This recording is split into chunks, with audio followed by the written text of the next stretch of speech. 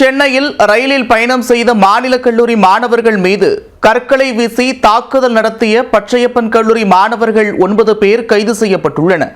மகளிர் கல்லூரி பகுதியில் மாணவர்கள் அடாவடியில் ஈடுபட்டதன் பின்னணி என்ன?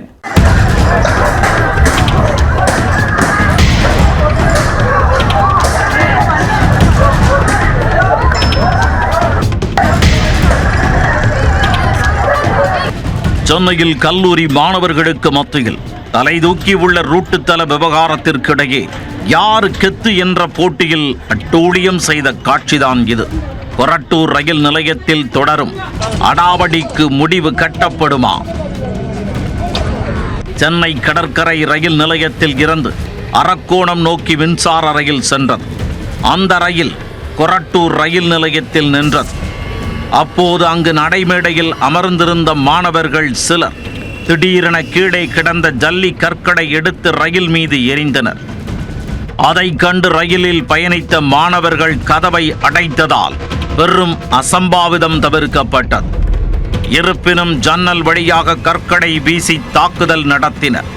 இந்த சம்பவத்தால் ரயிலில் பயணம் செய்த பயணிகள் அதிர்ச்சியில் உறைந்தனர்.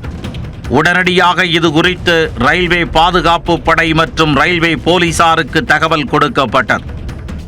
அதன் பேரில் ரயில்வே போலீசார் விசாரணை மேற்கொண்டனர். கொரட்டூர் ரயில் நிலையம் அருகே 2 மகளிர் கல்லூரிகள் உள்ளதால் அங்கு அதிக அளவில் மாணவிகள் வந்து செல்வது வழக்கம். இதனால் கொரட்டூர் ரயில் நிலையத்தில் பல்வேறு கல்லூரிகளைச் சேர்ந்த மாணவர்கள் முகாமிடுவதாக கூறப்படுகிறது. இதில் மாணவிகள் முன்னிலையில் யார் கெத்து என்பதை காட்டும் முயற்சியில் மாணவர்கள் அடிக்கடி மோதலில் ஈடுபட்டு வந்ததாக தெரிகிறது. இந்த நிலையில் கொரட்டூர் வழியாக சென்ற ரயிலில் மாநில கல்லூரி மாணவர்கள் பயணம் செய்துள்ளனர். அப்போது ஏற்கனவே ரயில் நிலையத்தில் அமர்ந்திருந்த பச்சையப்பன் கல்லூரியைச் சேர்ந்த மாணவர்கள் கற்களை வீசி தாக்குதல் நடத்தியது விசாரணையில் தெரிய வந்துள்ளது. இதையடுத்து பச்சையப்பன் கல்லூரியைச் சேர்ந்த சஞ்சய், பரந்தாமன், உமாவதி, விக்னேஷ் உட்பட 9 பேரை பெரம்பூர் ரயில்வே போலீசார் கைது செய்தனர். மாணவிகளுக்கு முன்பு யார் கெத்து என்ற போட்டியில் கொரட்டூர் மற்றும் பட்டரவாக்கம் ரயில் நிலையங்களில் மாணவர்கள் அடிக்கடி இதுபோன்று மோதலில் ஈடுபடுவதாக பயணிகள் குற்றம் சாட்டியுள்ளனர்.